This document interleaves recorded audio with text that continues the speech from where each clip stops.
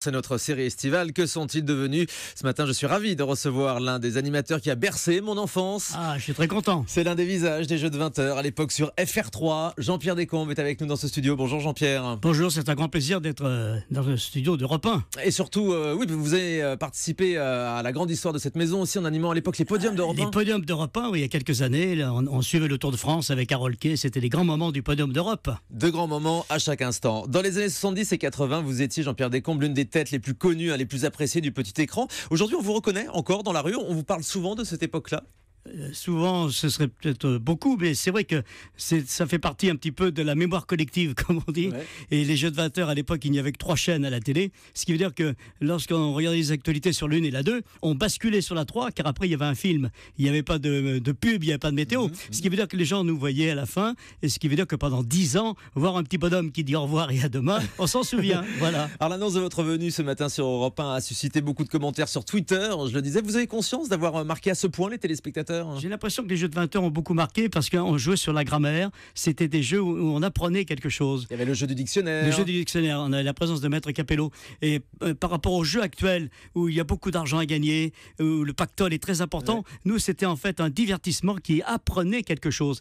Et par rapport aux jeux actuels où très souvent les animateurs, les panélistes s'amusent entre eux, et bien là, on essayait d'amuser les téléspectateurs. Et à l'époque, les candidats gagnaient 50 francs, l'équivalent de 7,60 €. Il fallait donner 2 bonnes réponses pour gagner 50 francs, ou on partait avec un magazine des jeux de 20h. C'était une autre époque. Alors il faut rappeler à nos auditeurs, pour les plus jeunes notamment, ce qu'étaient les jeux de 20h. Ça a duré de 1976 à 1987 avec ce générique resté mythique. Écoutez.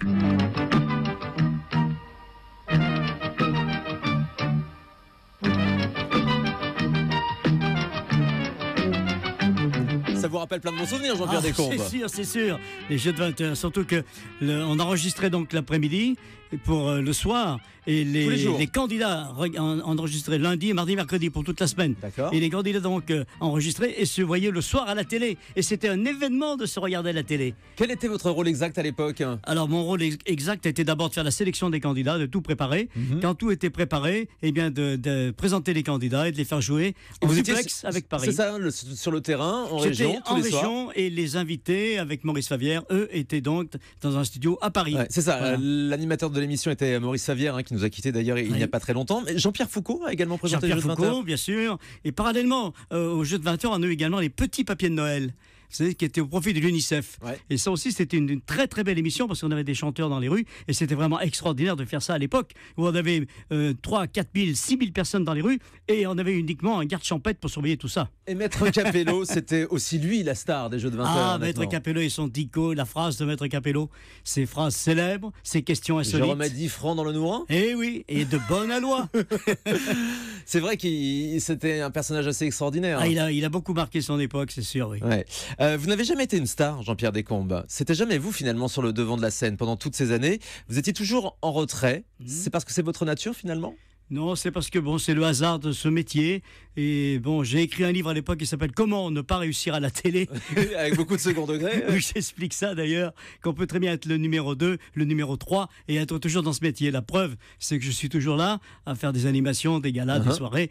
Et que même si ça n'est pas le numéro 1, le principal, c'est d'être présent. Mais vous avez dit dans une interview à Téléstar l'an dernier qu'aujourd'hui, vous deviez passer pour un has-been. C'est vraiment votre impression? C'est comme ça que vous le vivez? Souvent, il y a des personnes qui nous jugent comme has-been, puis dès qu'ils commencent à nous regarder, à assister à un des shows que nous faisons, eh bien après tout, c'est pas si mal que ça.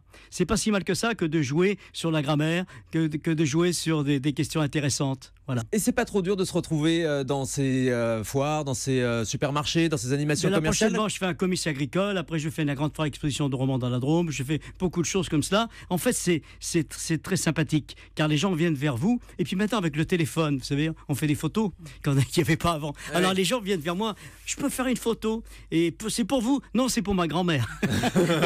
Voilà, c'est les petits qui viennent en disant, je la donnerai à ma maman, car elle a demandé que je fasse une photo. Voilà. C'est ça, voilà. La maman n'a pas osé. Voilà, maman n'a pas osé. Oui, mais vous allez donc continuellement à la rencontre du public finalement. C'est ça votre moteur? Je suis très étonné. Alors est-ce la voix, parce que j'ai été également la voix off du Juste Prix, ça on s'en souvient très bien, de Facile à chanter. Donc peut-être que la voix est importante aussi, mais je suis vraiment étonné, agréablement étonné de voir que les gens encore sont contents de me voir et ça me fait énormément plaisir.